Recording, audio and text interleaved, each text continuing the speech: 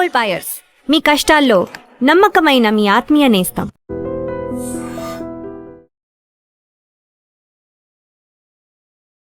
IDream media ప్రేక్షకులందరికీ స్వాగతం, సుస్వాగతం. సో భారతీ రాజా గారు ఒక సినిమాటిక్ లెజెండ్ని ఈరోజు మనం దూరం చేసుకున్నాం. భౌతికంగా ఆయన దూరమైన ఆయన సినిమాకి అందించిన కృషి, ఆ సినిమా గ్రామర్ని కానీ, ఆ మాస్టర్ పీసెస్ని కానీ మనం ఎప్పటికీ మర్చిపోలేం. ఈరోజు రంగస్థలం కానీ, మొన్న వచ్చిన పెద్ది కానీ, ఇలాంటి గ్రామీణ నేపథ్య సినిమాలని వాటికి రూట్స్ ఆయన నుండే మొదలైనవి. ఈరోజు ప్రతి ఒక్కరూ అలాంటి సినిమాలు చూస్తున్నప్పుడు ఆయన ఒకసారి గుర్తు తెచ్చుకోవాలన్నమాట. సో మనతో పాటు director and producer Tammareddy Bharadwaj గారు ఉన్నారు. ఆయనకి సన్నిహితులు. సో ఆయన సినిమా స్టైల్ని, సినిమా మేకింగ్ స్టైల్ని దగ్గర నుండి చూసిన వ్యక్తి మాట్లాడదు. సార్ నమస్తే. బాగున్నారు సార్? సార్ మీరు ఫస్ట్ ఈ వార్త వినగానే భారతీ రాజా గారికి లేరు మన మధ్యాహ్నం వినగానే ఏమనుకున్నారు సార్?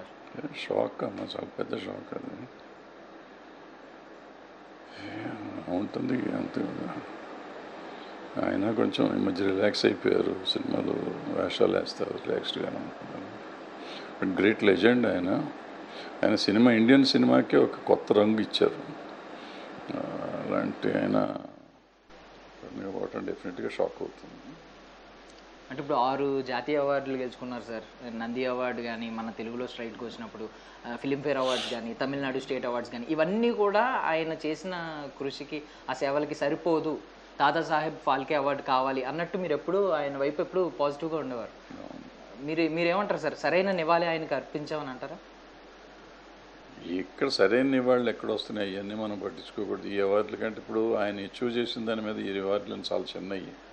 ఎందుకంటే ఆయన ఇండస్ట్రీకి ఇచ్చిన దానికంటే కంపేర్ చేసుకుంటే ఆయనకు జనం కూడా అంతే ఇచ్చారు. ప్రజలు ఆయన ఎంత మ్యాక్సిమం ఇండస్ట్రీకి మార్పులు తీసుకొచ్చారో, ఎంత మంచి చేశారో అంత నీరాజనాలు ప్రజలు పెట్టారు. ఇప్పుడు ఈ గవర్నమెంట్లు ఇచ్చినాయా, ఇవ్వలేదా, ఇస్తాయా, ఇవన్నీ అనవసరం. సో దాని మీద పెద్ద ఇష్యూ కాదు. ఇచ్చుంటే బాగుండేది, 100% ఆయనకి ఇస్తే బాగుండేది. అర్హుడు ఆయన 100% అర్హుడు, ఆయనకి ఇవ్వలేదు అంతే.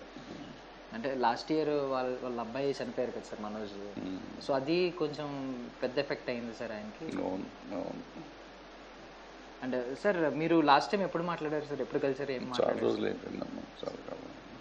ఈవెన్ ఫోన్స్లో మాట్లాడుకున్న ఎప్పుడైనా లాస్ట్ అదే నాది అయినట్టుంది సార్. యాక్చువల్లీ మీరు అప్పుడు మద్రాస్ క్లబ్స్లో కానీ, లేదంటే మన ఫిల్మ్ నగర్ ఇక్కడ కానీ, ఈవెన్ ఆయన తెలుగు స్ట్రైట్ సినిమాలు చేస్తున్నప్పుడు కూడా మీరు చాలా సపోర్ట్ సిస్టమ్లా ఉండేవారు ఇక్కడ. అంటే ఆయనకి నాకు ఎక్కడంటే దగ్గర ఒక 2 నెలలు మనం కలిసి ఉన్నాం. అక్కడ మెడ్రాస్లో స్ట్రైక్ అయింది. ఇది సినిమాలు పడప్పాళ్ళి తొழிలాలి అని చెప్పి ఒక స్ట్రైక్ అయింది. సో ఈ వర్కర్స్కిను నాన్ వర్కర్స్ కాదు, ఈ వైట్ కాలర్కిను వీళ్ళకి మధ్య జరిగింది కొంత గొడవ. జరిగినప్పుడు నేను happen to be the president of all India confederation cine employees confederation. So నేను మధ్యవర్తిత్వం వహించి దాన్ని సామరస్యంగా చేసి అప్పుడు సాల్వ్ చేసాం అక్కడ ఇష్యూని. ఆ సందర్భంగా నేను భారతీ రాజా గారు, బాలచంద్ర గారు, మణిరత్నం గారు, శంకర్ గారు, ఇలా అందరూ ఆల్మోస్ట్ తమిళ డైరెక్టర్లు అందరూ అప్పట్లో ఉన్నవాళ్ళు, పెద్దవాళ్ళు అందరితో కలిసి ఉండేవాడిని. సో బట్ నాయకత్వం భారతీ రాజా గారు చేశారు కాబట్టి భారతీ రాజా గారికి, బాలచంద్ర గారికి బాగా క్లోజ్గా ఉండేవాళ్ళం ఆ రోజుల్లో. అండ్ మీ భావజాలాలు కూడా చాలా సిమిలర్గా ఉంటాయి సార్. బికాజ్ ఆయన సినిమాలు అన్నింటిలో కూడా ఈ పేదరికాన్ని కానీ, కుల వ్యవస్థని కానీ ప్రశ్నించే విధంగా ఉంటాయి. ఇవి లెఫ్ట్ భావజాలాలు ఇద్దరివి ఒకలా ఉంటాయి. అది కూడా కారణమా సార్ మీరిద్దరు? అదేం లేదు, ఆయన టెక్నాలజీకి నేను పడిపోయాను. ఆయన టెక్నికల్గా ఎక్కడ విలేజ్ నుంచి వచ్చి ఆయన ఇళయరాజా గారు కలిసి వచ్చారు. వాళ్ళిద్దరూ అసలు మొత్తం భారతదేశ సినిమానే ఒక ఊపారు వాళ్ళు. అంటే ఈయన మ్యూజిక్లో మార్పులు చేశాడు, ఆయన షార్ట్ కటింగ్లో మార్పులు చేశారు, అసలు ప్రజెంటేషన్ ఆఫ్ ద ఫిలిం మార్పులు చేశారు. ఆయన విలేజ్ని ఎలా చూపించాలో ఆయన చూపించాడు. ఇవే విలేజ్ అనుకుంటుంటే సిగప్ రోజాగాడు తెలుగులో ఎర్రగులాబీలు తీశారు. అసలు స్టైలిష్ సినిమా ఎలా తీయాలి అనేది ఆయన చూపించారు. సో ఆయనకు ఒకటిగా చెప్పుకుంటూ పోతే ఆయన ఎన్నో అచీవ్మెంట్స్ ఉన్నాయి. అవన్నీ ఇవాళ మనకి మార్క్ అయిపోయింది. అది దాన్ని కొలమానంగా తీసుకుని సినిమాలు తీయాల్సిన పరిస్థితి ఉంది. సో అంత గ్రేట్ టెక్నీషియన్ ఆయన. అంటే కొన్ని విన్నవే అడుగుతున్నాను సార్. ఫస్ట్ సినిమా 'పతినారు వైతనిలే' సినిమాకి ఆయన అప్పటిదాకా ఏసీ స్టూడియోలో జరిగేది షూటింగ్. ఫస్ట్ టైమ్ ఒక వ్యక్తి అవుట్‌డోర్ షూటింగ్ అనే టర్మ్‌ని ఇంట్రొడ్యూస్ చేశాడు. అంటే ఎక్కువగా అవుట్‌డోర్ షూటింగ్‌లకి అలవాటు అంటే పడి ఏసీ స్టూడియోలు అసలు అప్పుడు లేవు, మామూలు మామూలు స్టూడియోలో స్టూడియోలో సార్. జరిగాయి. Outdoor full length outdoor cinema తీశాడు ఆయన, ఫస్ట్ తీశాడు. అప్పుడు ఏమన్నా ఇండస్ట్రీ కొంచెం అది పిచ్చి పనిగా ఏమన్నా భావించిందా సార్? లేదు ఆ అటెంప్ట్‌ని లేదు అంటే గౌరవించిందా? బ్రహ్మాండం గౌరవించింది, సూపర్ హిట్ అయింది కదా. ఆయన తీశారు అదే టైంలో. నేను అనుకోవటం ఓ, శ్రీధర్ గారు కూడా తీశారు రెండు సినిమా, శివాజీ గణేష్ని పెట్టి తీశారు రెండు సినిమా చేశారు. అవుట్డోర్ అంటే టోటల్ ఫుల్ లెంత్ అవుట్డోర్ చేసింది ఈయనే. ఫుల్ అసలు సినిమాలో ఏ షాటు దీంట్లోకి వెళ్ళాలి, స్టూడియోలోకి వెళ్ళకుండా తీసింది ఆయన. అండ్ హీరోయిన్స్ విషయంలో సార్ అంటే మొత్తం ఇప్పుడు అందంగా చూపించాలని అనుకుంటారు. ఆయన మొత్తం న్యాచురల్‌గా చూపించేవారు. డస్కీ స్కిన్ చూపించడం. ఒకవేళ ఈ సోషల్ మీడియాలో అలా చూపించుంటే ఆయన మీద ట్రోల్స్ వచ్చేవంటారా సార్? ఏమని? ఎందుకు వస్తాయి, బ్రహ్మాండంగా ఇప్పుడు వాళ్ళు ఆయన తీసుకొచ్చిన వాళ్ళందరూ సూపర్ స్టార్సే కదా. ఆయన శ్రీదేవి గారు, ఆ, రాధా, రాధిక గారు. రాధిక, ఇట్లా ఎవరిని తీసుకొచ్చినా సూపర్ స్టార్స్ అయ్యారు వాళ్ళంతా. వాళ్ళు అసలు సౌత్లో ఒక ఊపు ఊపినారు వీళ్ళు ముగ్గురు. ఈ రాధిక్ గారు ఇప్పటికీ ఇంకా అట్లాగే ఉన్నారు. నిన్నగాక మొన్న కూడా ఒక సినిమా సూపర్ హిట్ ఇచ్చారు. అంటే ఇది ఈ రేవతి రేవతి గారు. గారు. ఈ ఆర్ అనేది కూడా కొంచెం ఎక్కువగా ఆర్ అనే అక్షరంతో ఉన్న హీరోయిన్స్ ని ఇంట్రొడ్యూస్ చేశారని కూడా ఒకటి. అంటే శ్రీదేవి ఉంది కదా, శ్రీదేవి చేస్తా కదా మరి. సో అంటే ఇలాంటి చాలా ప్రయోగాల గురించి ఇలాంటివి విన్నాం సార్. అంటే ఇప్పుడు సీతాకోక చిలుక విజయశాంతిని కూడా ఆయన పరిచయం చేశారు యాక్చువల్గా. విజయశాంతి, ముచ్చర్ల అరుణ, వీళ్ళందరినీ ఆయనే పరిచయం చేశారు.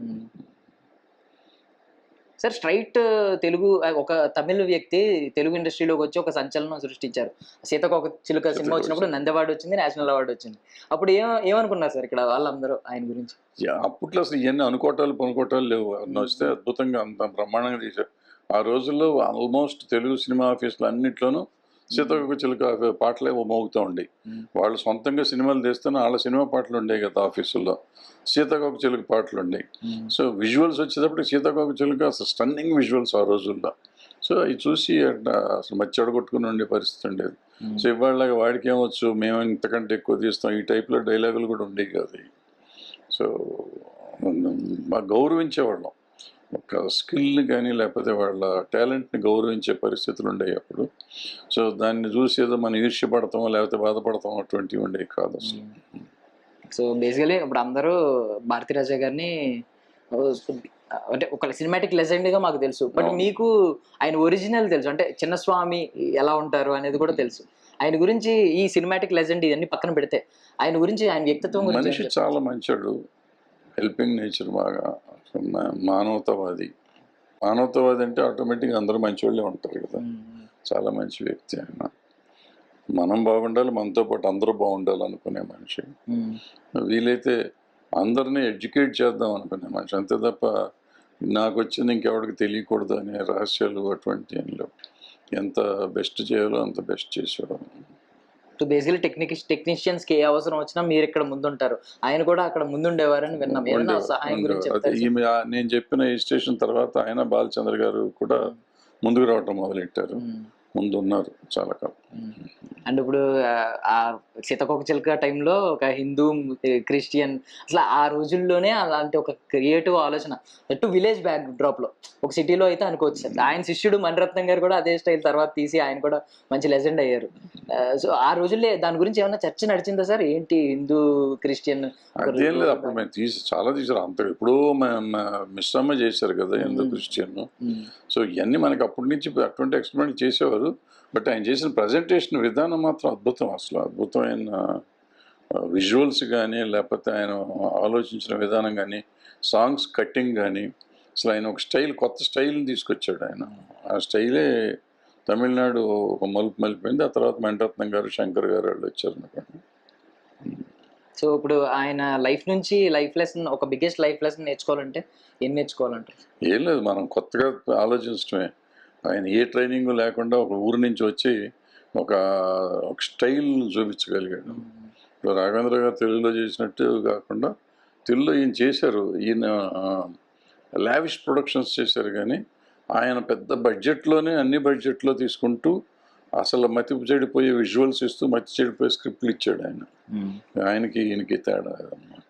అంటే ఇప్పుడు ఇన్ని అవార్డులు ఉన్నాయి కదా సార్, ఆయన ఎప్పుడన్నా మీతో పంచుకున్నారు అంటే నాకు బాగా ప్రత్యేకమైన అవార్డు ఇది అని చెప్పి? బికాస్ రకరకాల కేటగిరీలు వచ్చినాయి, నేషనల్ అవార్డ్స్ కూడా. అంత చనువు కూడా లేదు, మాట్లాడేవాళ్ళం. ఇప్పుడు ఆ స్ట్రైక్లో కలిసాం కదా, ఆ గౌరవం నాకు ఇచ్చేవాడు, నేను ఆయనకి గౌరవం ఇచ్చేవాడు. ఈయన ఇంటిమేట్గా అంటే మాట్లాడి ఇప్పుడు ఒక శకం ముగిసింది అని అనుకోవాలా సార్? డెఫినెట్గా శకం ముగిసింది. సో మీరు అంటే మామూలుగా ఎవరైనా ఒకవేళ మీ మాటలకి నిజంగా మీ మాటలు చాలా ఇంపాక్ట్ఫుల్గా ఉంటాయి కాబట్టి, ఓపెన్గా మాట్లాడతారు కాబట్టి, ఆయనకి సరైన నివాళి ఎలా అర్పించాలి? మన తెలుగు వాళ్ళు కావచ్చు, ఈవెన్ తమిళ వాళ్ళు హత్తుకున్నంత మనం హత్తుకోలేదు అనే అభిప్రాయం కూడా కొంతమందికి ఉంది. ఆయన తమిళ తెలుగు అనేది లేదు, అనవసరం. తెలుగు తమిళ అని మనం ఇప్పుడు కొత్తగా ఆపాదించక్కర్లేదు. ఆయన ఇండియన్ సినిమాకి ఆయన కొత్త వరవడు సృష్టించాడు. మనం కూడా ఇప్పుడు తెలుగు, తమిళ, అరవం, హిందీ అనుకోకుండా మనం కూడా అట్లాగే చూపిస్తున్నాం. సో మనం అట్లాగే ముందుకు వెళ్తున్నాం. సో మనం టెక్నాలజీని మనం ఎంతవరకు డెవలప్ చేసుకోగలం, ఎంత వాడుకోగలం, ఎంత కొత్తదనం చేయగలం అనేది మనం ఆయన ఆదర్శంగా తీసుకోవాలి. ఎక్కడో ఊరు నుంచి వచ్చి సడన్గా సినిమాలు తీసి అసలు మొత్తం దేశాన్ని కొదిపేయగలిగాడంటే, అంటే ఆ రోజుల్లో ఈ వీడియోలు ఏం ఉండకుండా కూడా ఒక ప్రాంతీయ సినిమా తీసి భారతదేశం అంతా మాట్లాడుకునే స్టేజ్కి తీసుకెళ్ళగలిగాడు. ఇవాళ నేను సినిమా తీసి మొత్తం దేశం మాట్లాడిందంటే సోషల్ మీడియా ఎంత ఉంది, ఎక్కడి నుంచి ఎక్కడికైనా వెళ్తాయి. ఆ రోజు టీవీలు కూడా లేవు, టీవీలో కూడా సినిమా చూసే పరిస్థితి లేదు. అలాంటి ఆయన వచ్చి మొత్తం అంతా అసలు భారతీ రాజా అంట బ్రహ్మాండంగా తీస్తున్నాడంట అని ఆ ప్రింట్లు తెప్పించుకొని ఊరు రాష్ట్రం చూసి ప్రతి లాంగ్వేజ్ వాళ్ళు చూసి ఆయనలాగా చేద్దామని నేర్చుకున్నారు చూడండి. అది ఆయన achievement.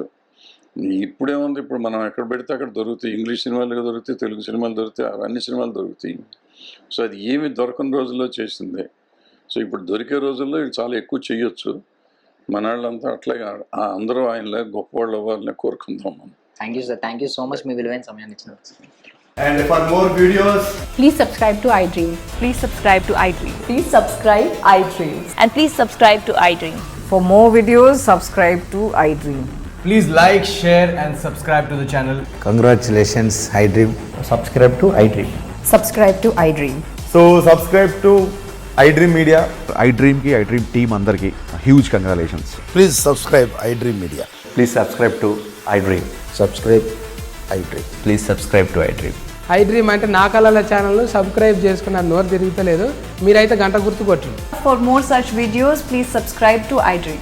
Subscribe to iDream. Please subscribe to iDream. Please subscribe iDream Media. Please do subscribe to iDream. Please subscribe to iDream Media. For best entertainment and information, please subscribe iDream. And don't forget to subscribe to iDream.